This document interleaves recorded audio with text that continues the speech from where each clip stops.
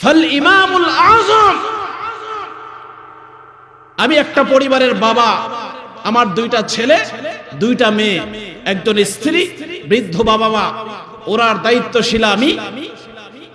এইভাবে করে আপনারা কোনো না কোনো পরিবারের মূল মেম্বার, কেউ বাবা, কেউ দাদা, কেউ চাচা, কোনো না কোনো ভাবে সবাইকে আল্লাহ তাআলা টুকিটাকি ছোটখাটো হলো দায়িত্ব দিয়েছে।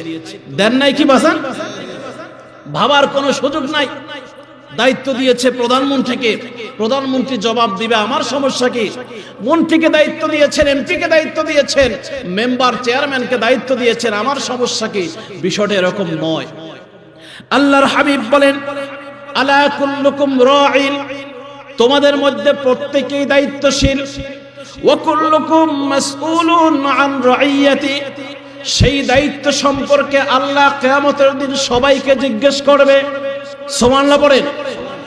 ফাল ইমামুল আযম, সবচাইতে বড় দায়িত্বশীল যিনি রাষ্ট্রের প্রধান, আল্লাযী আলান নাস রাঈন ওয়া হুয়া মাসউলুন আন রাইয়াতি, রাষ্ট্রের যিনি প্রধান হবেন, জনগণের দায়িত্ব আল্লাহ তাকে দিয়েছেন।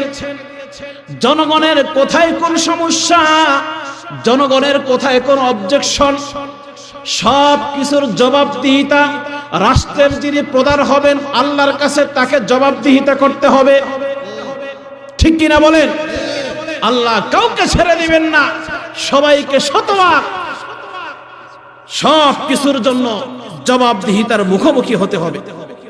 সম্মানিত দ্বীনী ভাইরা, একজন রাষ্ট্রের যিনি প্রধান হবেন, যেহেতু জনগণ তার কাছে আমানত, তার কিছু দায়িত্বের কথা যদি আমরা সোশ্যাল মিডিয়ার মধ্যে না জানাই, কিয়ামতের দিন রাষ্ট্রের প্রধান, এলাকার প্রধান, সংসদের প্রধান, উনি আমাদের নামে মামলা করতে পারে। হুজুর, কোরআন হাদিসে আমাদের পক্ষে, আমাদের বিপক্ষে, আমাদের দায়িত্ব সম্পর্কে, আমাদের আমানতদারি সম্পর্কে এত কথা আছে, আমরা তো জানতাম না। সুতরাং মিডিয়ার মাধ্যমে তাদেরকে জানানো এটা আমাদের নৈতিক দায়িত্ব, ঈমানের দায়িত্ব। ঠিক কিনা বলেন? It is not political meeting. ভাবার কোনো সুযোগ নাই। রাজনৈতিক মিটিং হচ্ছে শুধুমাত্র দায়িত্ব যাদেরকে দিয়েছে তারা যেন ঠিকঠাক মতো দায়িত্ব আদায় করে, সোশ্যাল মিডিয়ার মাধ্যমে আমাদের কথাগুলো যাতে তাদের কর্ণকহরে পৌঁছে যায়, এজন্যই ঈমানি জজবা থেকে এই কথাগুলো বলা। আল্লাহ আমাদের বোঝার তৌফিক দান করুক, বলি আমিন। আল্লাহর হাবিব বলেন, মাওয়াল্লানা লা আমাদান ওয়ালাম তাকুল লাহু যাওজাতান ফালইয়াত্তাখিয যাওজাতুন, রাষ্ট্রের যিনি প্রধানমন্ত্রী হবেন, রাষ্ট্রের যিনি সর্বোচ্চ দায়িত্ববান হবেন, আল্লাহ তাআলার হাবিব তার ব্যাপারেও কিছু কথা আমাদেরকে বলেছেন। আল্লাহর হাবিব বলেন, মাওয়াল্লানা লা আমালান, যাকে রাষ্ট্রের প্রধানের দায়িত্ব দেওয়া হবে, ওয়ালাম তাকুল লাহু যাওজাতান ফালইয়াত্তাখিয যাওজাতুন, তার যদি স্ত্রীর দরকার হয় তাহলে সে বিবাহ করে নেবে। সুবহানাল্লাহ পড়েন। রাষ্ট্রপ্রধান, আমাদের দেশের রাষ্ট্রপ্রধান তো মহিলা। এই হাদিসের সাথে তো বেশি এটা মিলবে না। হাদিস হচ্ছে রাষ্ট্রের প্রধান যিনি হবেন ওনার যদি স্ত্রীর প্রয়োজন হয় উনি বিয়ে করবে। আমাদের দেশের প্রধানমন্ত্রী হচ্ছে মহিলা। এখন ওনার বিপক্ষে তো ওইরকম কথাবার্তা হাদিস পাইনি আমরা, পাইলে হয়তো আপনাদের সাথে শেয়ার করব। রাষ্ট্রের যিনি প্রধান ওনার যদি স্ত্রীর দরকার হয় তাহলে উনি বিয়ে করে নেবে, এই অধিকার আল্লাহ তাকে দিয়েছেন। সুবহানাল্লাহ পড়েন। এরপরে আল্লাহর হাবিব বলেন, ওয়ালাম ইয়াকুল লাহু খাদিমুন ফালইয়াত্তাখিয খাদিমান, রাষ্ট্রের যিনি প্রধান হবেন তার যদি খাদেমের কোনো দরকার হয়, বডিগার্ডের কোনো দরকার হয়, তার যদি শরীর মেসেজ করার জন্য কারো প্রয়োজন হয়, সেবক দরকার হয়, তাহলে সে সেবক নিতে পারবে।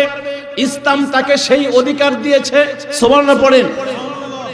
ইসলাম কোন কিছু থেকে একটা রাষ্ট্রের প্রধানকেও বঞ্চিত করেন নাই। করছেন কি? বউ লাগলে বিয়ে করতে পারবে, খাদেম লাগলে খাদেম নিতে পারবে, সুযোগ সুবিধা ইসলাম দিয়েছে। বডিগার্ড প্রয়োজন, বডিগার্ড নিবে, দেয়ার ইজ নো প্রবলেম, কোনো সমস্যা নেই। এরপরে আল্লাহর হাবিব বলেন, আওয়ালাইসা লাহু মাসকানুন ফালইয়াত্তাখিদ মাসকানান, যদি তার কোনো বাসাবাড়ির প্রয়োজন হয়, ফ্ল্যাটের দরকার হয়, ঘরের প্রয়োজন হয়, রাষ্ট্রের পক্ষ থেকে, জনগণের পক্ষ থেকে সে একটি ঘর পাবে, এই অধিকার ইসলাম তাকে দিয়েছে। সুবহানাল্লাহ পড়েন। ইসলাম কোনো কিছু গোপন রাখেন নাই, সব কিছু উম্মতের জন্য ওপেন করে দিয়েছেন। আল্লাহু আকবার বলেন। প্রথমে কি বলছে? স্ত্রী লাগলে সে বিয়ে করে নিবে, যদি তার খাদেমের প্রয়োজন হয় খাদেম নিবে, যদি তার সেবকের প্রয়োজন হয় সেবক নিবে, যদি একটা ঘর লাগে তাহলে সে ঘরটাও পাবে। এরপরে আল্লাহর নবীর সামনে আরেকটু বাড়িয়ে দিয়েছেন। আল্লাহর হাবিব বলেন, আওয়ালাইসা লাহু দাব্বাতুন ফালইয়াত্তাখিদ দাব্বাতান, একজন রাষ্ট্রের প্রধান যদি তার একটা গাড়ির প্রয়োজন হয় তাকে গাড়িও দেওয়া হবে। সুবহানাল্লাহ পড়েন। কথা বুঝতেছেন? কত পরিষ্কার। যা দরকার রাষ্ট্রের পক্ষ থেকে জনগণ যেটা সমর্থন করবে সবকিছুই পাবে, যিনি দায়িত্বশীল হবেন। প্রথমে কি বলা হয়েছে? যদি তার স্ত্রী না থাকে সে বিয়ে করবে, যদি তার খাদেম লাগে একজন সেবক পাবে, যদি তার ঘরের প্রয়োজন হয় সে ঘর পাবে, যদি গাড়ির প্রয়োজন হয় গাড়ি পাবে। কয়টা দিল? চারটা দিল। যদি এই চারটার বাহিরে উল্টা পাল্টা কিছু করে, কিছু কথা তো তার জন্য আছে, আছে না বাজার? আল্লাহর হাবিব বলেন, ফামান আসাবা সিওয়াহু যালিকা, যদি এর চাইতে বেশি কিছু নেয়। কথা বুঝতেছেন? বউ লাগছে বউ দিলাম, গাড়ি লাগলো গাড়ি দিলাম, বাড়ি লাগছে বাড়ি দিলাম, সব কিছু দেওয়া হলো।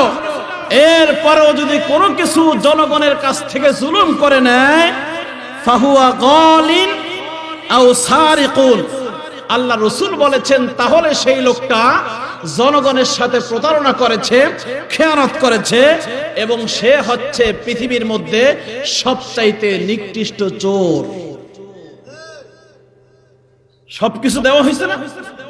এমপি মন্ত্রী যারা হবেন, প্রধানমন্ত্রী হবেন, সবকিছু তো আমরা দিলাম। এরপরে যদি আমাদের মাথার ঘাম পায়ে ফেলা এই সামান্য পানি, আমাদের পরিশ্রম, আমাদের কষ্ট, আমাদের নির্যাতিত টাকা নিয়ে আমেরিকার কানাডার মতো বাড়ি করে, তাহলে সেই লোকটা প্রতারক, সেই লোকটা চোর। ঠিক কিনা বলেন?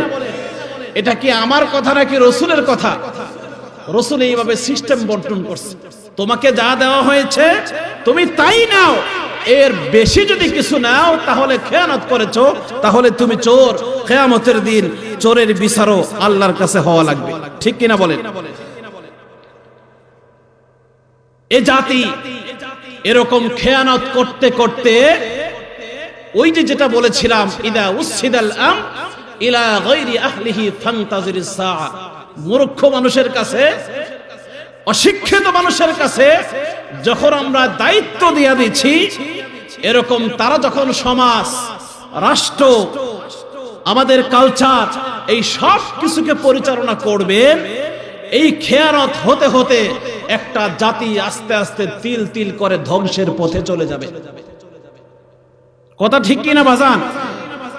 কিছু দলিল আমি নিয়ে আসছি। বলবেন যে হুজুর, যেভাবে দেশ চলতেছে তো ভালোই চলতেছে, সমস্যা কি? রাস্তাঘাটের উন্নতি হচ্ছে, পদ্মা সেতু হয়েছে, ওই ব্রিজ হয়েছে, অনেক কিছু হয়েছে, তাহলে আপনার সমস্যা কি? দেশ তো ভালোই চলতেছে। আমানত যাদের কাছে দিলাম, যদি মূর্খ মানুষের কাছে আমানতের দায়িত্ব দেই, তারা যেভাবেই রাষ্ট্র চালায়, রাষ্ট্রের আস্তে আস্তে উন্নতি হচ্ছে। রাসূল বলেছেন ভিন্ন কথা, রাষ্ট্রের উন্নতি হয় মানে কোরআন এবং ইসলামের উন্নতি নয়। এ কথা ঠিক কিনা? রাষ্ট্রের উন্নতি হয় মানে মুসলমানের উন্নতি নয়। রাষ্ট্রের উন্নতি হয় মানে আল কোরআনের বিজয় নয়। রাষ্ট্রের উন্নতি হওয়া মানে হচ্ছে এই রাষ্ট্রের যত বিধান চলবে, সব বিধান চলবে আল্লাহর এই কোরআন দিয়া। আল্লাহর এই কোরআন দিয়া সমাজ চলবে, জেলা চলবে, রাষ্ট্র চলবে, সংসদ ভবন চলবে, প্রেসিডেন্ট ক্যাম্প চলবে, থানা চলবে, ম্যাজিস্ট্রেট কোর্ট চলবে। সত্যিকার অর্থে বুকে হাত রেখে কলিজাকে উঁচা করে জবানকে সিক্ত করে আল্লাহকে সাক্ষী রেখে বলেন, এই কোরআন দিয়া সব চলবে। আমরা মুসলমানের সন্তান হিসেবে চাই কি চাই না? দুই হাত তুলে আল্লাহকে দেখাই।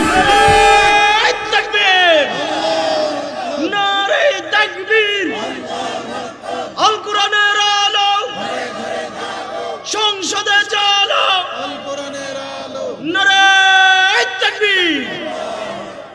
যারা আমার দেশের মুসলমানের কষ্টের পয়সাকে মাথার ঘাম পায়ে পড়া পরিশ্রমের টাকা দিয়া, এদেশের মানুষের চুষে খাওয়া রক্তের ঘামের পয়সা দিয়া কানাডা, অস্ট্রেলিয়া, আমেরিকা বাড়ি করে, এদেশের যদি মসজিদের একটা জুতা চুরির বিচার হয়, থাপ্পড় হয়, তাকে যদি শাসন করা হয়, কোরআনের ভাষায় যারা সম্পদ চুরি করে বিদেশে বাড়ি গাড়ি করে তাদের কল্লা কাটা হবে। ঠিক কিনা মুসলমান? একজন জুতা চুরি করছে, দাম কত? 100 টাকা, 200 টাকা, 150 টাকা, সর্বোচ্চ 500 টাকা। এই চোরকে যখন পায়, ছোট্ট বাচ্চারা একটা থাপড় দেয়, চোর পিটে আসছে, ও তো ছোট চোর। এই চোরদের সঠিক বিচার কারা করবে? যারা রাষ্ট্রের সর্বোচ্চ আদালতের দায়িত্বে থাকবে। ঠিক কিনা? ধরেন আপনাদের এলাকার এমপি মহোদয়, উনি যদি কোনো অন্যায় করে, আপনার আমার বিচার করার কোনো সাধ্য আছে? আপনি আমি জনগণ, এর বিচার করবে ওনার উপরে যিনি দায়িত্ব রয়েছেন সেই লোকটা ওনার বিচার করবে। এখন ওনার বিচার যিনি করবেন, উনিও যদি আমানতের খেয়ানত করেন, উনিও যদি চোর হন, ওনার বিচার কে করবে? ওনার বিচার তো আল্লাহ যথাসাধ্য করবেন। দুনিয়ার ভিতরে এই রকম আমানতের খেয়ানত হওয়ার সাথে সাথে ইসলাম ধ্বংস হবে, জাতি ধ্বংস হয়ে যাবে। রাসূলের জামানায় কুরাইশ বংশের কথা বুঝবেন, কুরাইশ বংশের ভিত্তশালী একজন নারী চুরি করলো। কুরাইশ বংশের ভিত্তশালী একজন নারী কিছু একটা দ্রব্য চুরি করলো। চোরের জন্য কোরআন শরীফের আয়াত হচ্ছে, ওয়াস-সারিকু ওয়াস-সারিকাতু ফাকতাউ আইদিয়াহুমা, চোর পুরুষ হোক নারী হোক হাতের কবজা কেটে দাও। তখনকার জমানায় সিস্টেম ছিল, এই চোর যদি ভালো বংশের হয়, সম্ভ্রান্ত পরিবারের হয়, উনি যদি নেতা হয়, উনি যদি এমপি মন্ত্রী হয়, তাহলে সেই চোরের বিচার করা হতো না। তখনকার সময় এটা ছিল। আর যেই লোকটা দুর্বল ছিল, সাধারণ জুতা চোর, মোবাইল চোর, ছিনতাইকারী, এই সমস্ত ছোট্ট ছোট্ট চোরের বিচার হতো। এই পরিবেশ তখন ছিল। আল্লাহর হাবিব বলেন, ইন্নামা আহলাকাল্লাযীনা ক্বাবলাকুম, মনোযোগ দিয়ে শুনবেন। আল্লাহর হাবিব মুহাম্মদ সাল্লাল্লাহু আলাইহি ওয়াসাল্লাম আজ থেকে ১৫০০ বছর পূর্বে বলেছেন, বহু জাতি এই রকম উল্টাপাল্টা বিচার করার কারণে আমি আল্লাহ ধ্বংস করে দিয়েছি। আল্লাহর কাছে বিচারের মজলিসে সবাই সমান, ঠিক কিনা বাজান? কিন্তু আমার দেশে উঁচু বংশের মানুষ হইলে, সম্ভ্রান্ত বংশের মানুষ হইলে সমাজের মানুষ তার বিচার করে না। লোকটা যদি একটু দরিদ্র হয়, একটু গরিব পরিবারের হয়, ওই লোকটার দিকেই সমাজের সবাই ঝাঁপায় পড়ে। এ কথা ঠিক কিনা? এই সিস্টেম চালু ছিল রাসূলের জামানা থেকে। কুরাইশ বংশের সম্ভ্রান্ত পরিবারের এক মহিলা চুরি করলো। সমাজের মুরব্বীরা যারা দায়িত্বশীল ছিল, তারা বলল যে এই মহিলা সম্ভ্রান্ত পরিবারের, তার বিচার করা হবে না। এরকম আমার দেশেও বহুত সম্ভ্রান্ত পরিবারের লোক, সমাজের মানুষ ভয়ে তাদেরকে কিছু বলতে পারে না। সুতরাং এই ভয়ের কারণে তাদের সঠিক বিচারও হয় না। বাজান, এই কথা ঠিক কিনা? আল্লাহর হাবিব বলেন, ইন্নামা আহলাকাল্লাযীনা ক্বাবলাকুম, আল্লাহর হাবিব বলেন, বহু যুগের আগে বহু জাতিকে আল্লাহ তাআলা উল্টা পাল্টা বিচার করার কারণে এভাবে তো অনেক জাতিকে ধ্বংস করে দিয়েছেন। ইন্নাহুম কানু ইযা সারাকা ফীহিমুশ শরীফু তারকু, সম্ভ্রান্ত পরিবারের মানুষ যখন কোনো কিছু চুরি করত, তাদেরকে বিচার করা হতো না। ওয়াইদা সারাকা ফীহিমুদ দাঈফ, লোকটা যদি দুর্বল হতো আকামু আলাইহিমুল হাদ, লোকটাকে তখন শাসানো হতো, দণ্ডবিধি করা হতো। ও মুসলমান, আশ্চর্য হয়ে যাবেন, সেই মহিলার বিচার যখন হচ্ছিল না, মহিলা চুরি করলো, আল্লাহর কোরআনের বিধান কায়েম হলো, কিন্তু কোরআন দিয়া যখন বিচার হলো না, সমাজের পরিস্থিতি যখন এমন হলো, আল্লাহর হাবিব বলেছেন তোমরা এই সমস্ত বিচারের মানদণ্ড সমান সমান রাখতে পারো না, বিদায় আল্লাহ তাআলা জাতিকে ধ্বংস করে দিচ্ছেন।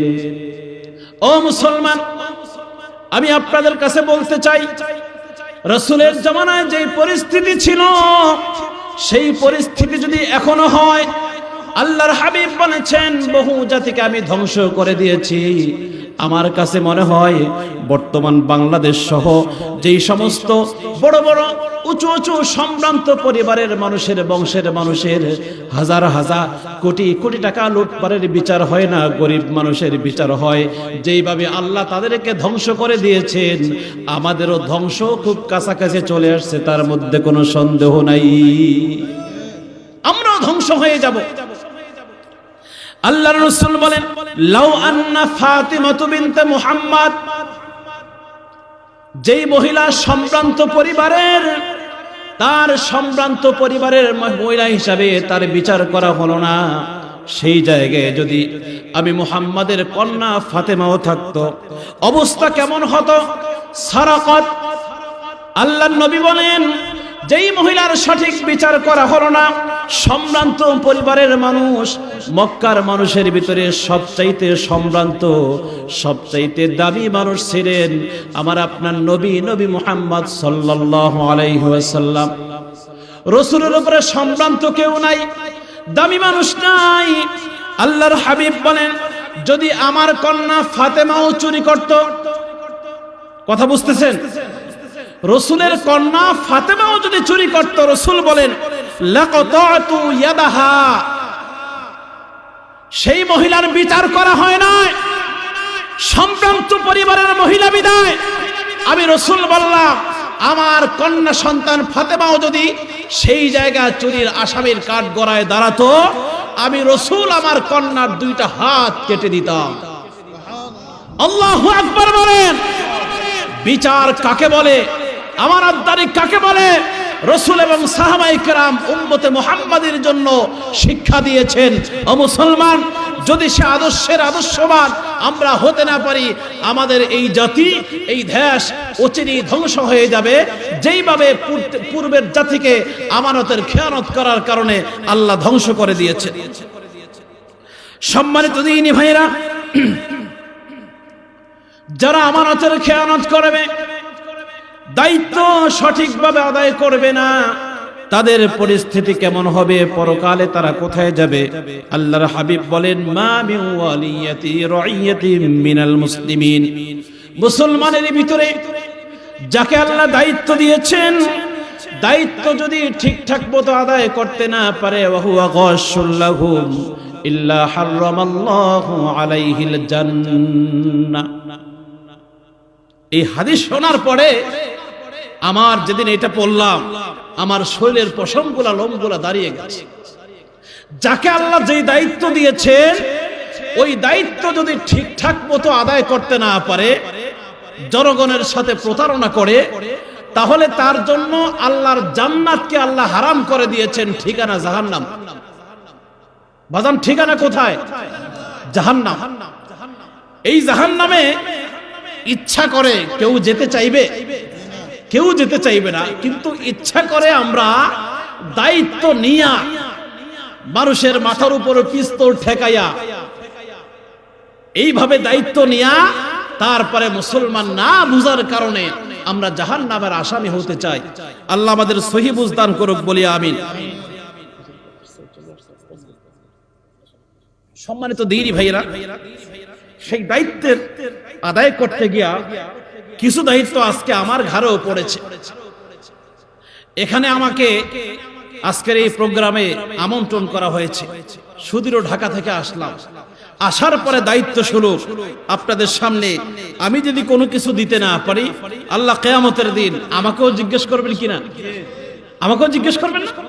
যে তুমি বক্তা হয়েছো, কণ্ঠ বড় ভালো ছিল, শ্রোতা তোমার ওয়াজ মনোযোগ সহকারে শুনেছে, কিন্তু দায়িত্ব আদায় না করে পয়সা নিয়ে বাসায় চলে গেছো, আল্লাহর কাঠগড়ায় আমাকে আসামি করা হবে কিনা?